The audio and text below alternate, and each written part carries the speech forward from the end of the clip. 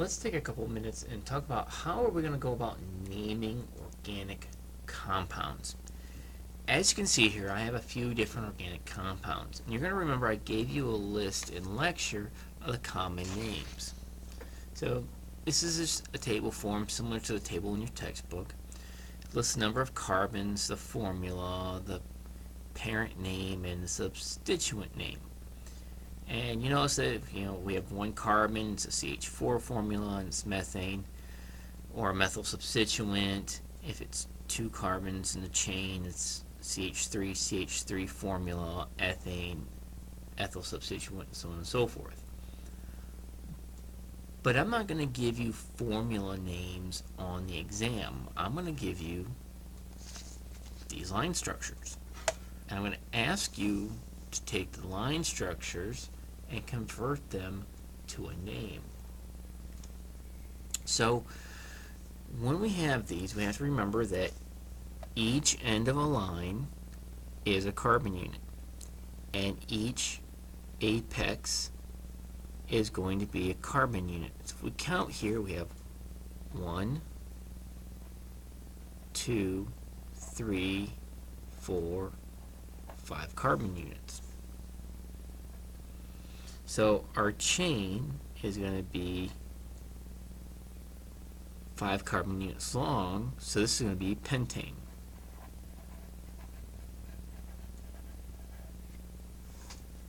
Okay. If we go over to the next, we see that we have a little bit of branching going on. We have a little bit of differences that we can do. We can either count from here, 1, 2, 3, or 4. Or we can count 1, 2, 3, 4. We can also reverse the counts here, but it really doesn't matter, because either way the longest chain is going to be 4 carbon units. Now what matters though is numbering the way we did with the purple. Because we numbered from this point here, 1, 2, 3, and 4, what's going to happen is this substituent here, which is going to be a methyl group, because it's 1 carbon long, that substituent is going to be on the 2 position. So this is going to be 2 methyl butane. And that's important because we want to make sure that we have the substituent at the lowest position. If we use the black numbering, we would see that it would be at the 3 position for the methyl group, but 3 is greater than 2, and we want the lowest number here. So we want to make sure that we count our chains such that we can make sure we have the appropriate number of carbons in the chain, and so that the substituents have the lowest value. Go down here and we look at the next 2 that we have. These are going to get a little bit more complicated. And I'm going to start at this point here on both of them of this compound here to number it. And you're going to notice we have 2 different numbering schemes that come up. 1, 2, 3, 4, 5 in black. Or if we go back, we can number 1, 2, 3, 4, 5, 6 in purple. And this is important because the 6 here is going to be a longer chain, which means this carbon here that I just circled is going to be a substituent.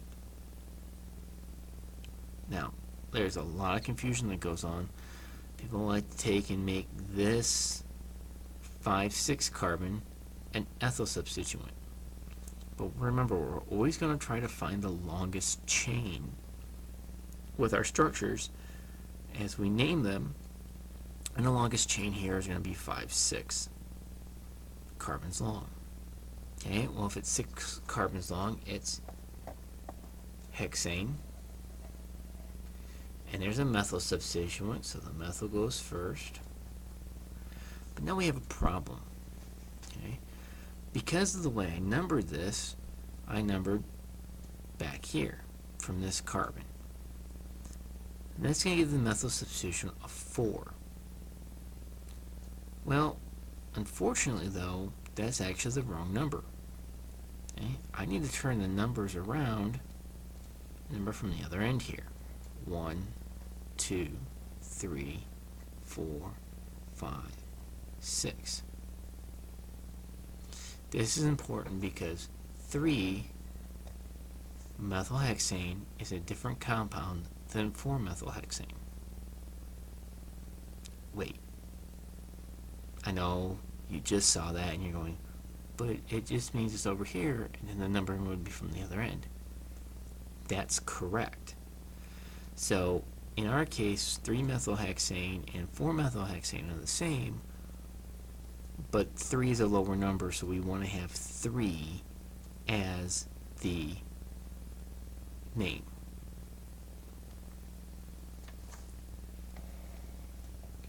Now, the last one down here. This gets really complicated. The first thing we can do is we can look at this and go, okay, what's our longest chain? It could either be this way here. It could be this way here. This way here. Or we could be this way here, where we start here, go down and around. Okay, so I'm going to save us just a little bit of time and number it the correct way. So starting at the longest chain,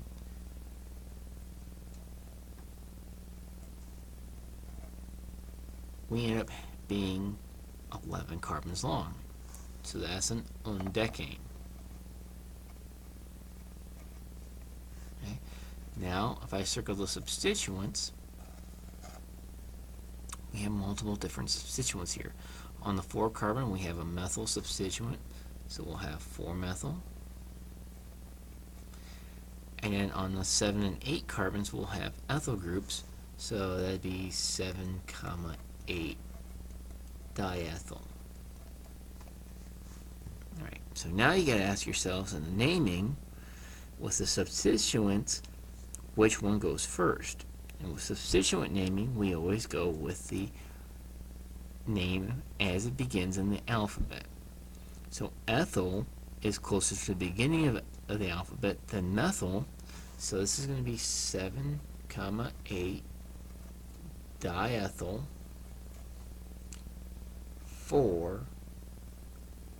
4-methyl undecane. And that's how we can go through and do the complicated naming that we're going to have. Now, a few things that you want to be cognizant of. Let me draw another example on here real quick. Let's say we have a 7-carbon chain. So 1, 2, 3, 4, 5, 6, 7. And I draw this grouping here. 1, 2, 3, 4, 5, 6. 1, 2, 3, 4, 5, 6. So the 7-member chain is still the longest. That means this group can be named in one of two ways. It can be named as either a methyl-ethyl substituent or as an isopropyl. And I prefer isopropyl. As my pen runs out.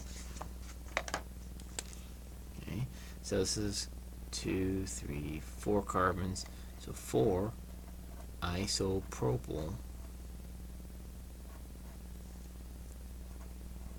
heptane. Okay. I prefer the isopropyl. When you're doing some of the homework, you'll be asked to name it as a 1-methyl-ethyl substituent. So it'll be 4 methyl ethyl heptane. So just keep in mind some of these I can throw you tricks at. Now there's a sheet of practice problems that you can work on, and the answer key will be available a week afterwards.